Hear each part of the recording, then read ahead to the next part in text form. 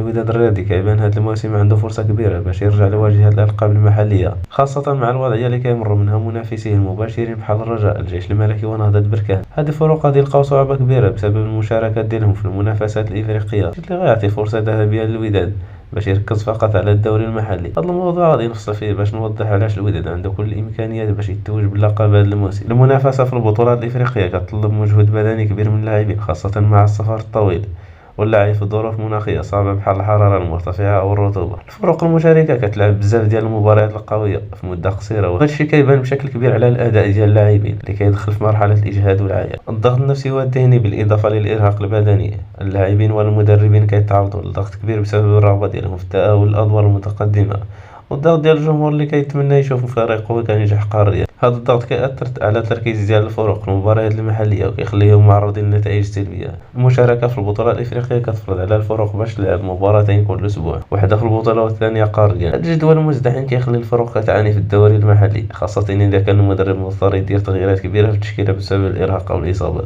المباريات الافريقيه كتاثر على اللاعبين بزاف بسبب القوه البدنيه اللي كتفرضها الفرق في افريقيا كتلعب بقوه، واللاعبين كيواجهوا ضغط بدني كبير بسبب المساحات الكبيره والسرعه ديال اللاعب.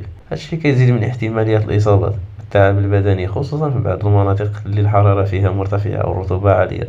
اللاعبين خاصهم يكونوا في لياقه بدنيه عاليه باش يقدروا يتحملوا هذا الضغط ويبقاو مركزين. في المقابل الوداد الرياضي كيبقى في واحد الوضعيه اللي كتسمح ليه يركز 100% على البطوله المغربيه. عدم المشاركه القاريه هذا الموسم كتخلي الوداد في موقع قوه، خصوصا مع الاستقرار اللي كيعرف الفريق من الناحيه الفنيه. الوداد عنده واحد من اقوى الفرق في المغرب، حيث التشكيله ديالو كتوفر على لاعبين مميزين في كل المراكز. الدفاع كيتميز بعناصر مجربه بحال جمال الحركات وعبد المنعم بوطويل، اما الوسط والهجوم فكيعرفوا حضور اسماء كبيره. الساخي الشاد اللي هو وليد نسي. دوكات البدلاء ديال الفريق حتى هي قويه وكتعطي للمدرب موكوينا خيارات عديده باش يواجه اي خصم، اضافه الى ان الميركاتو الشتوي على الابواب اللي غادي يخلي الوداد يعزز من التركيبه البشريه اللي عنده.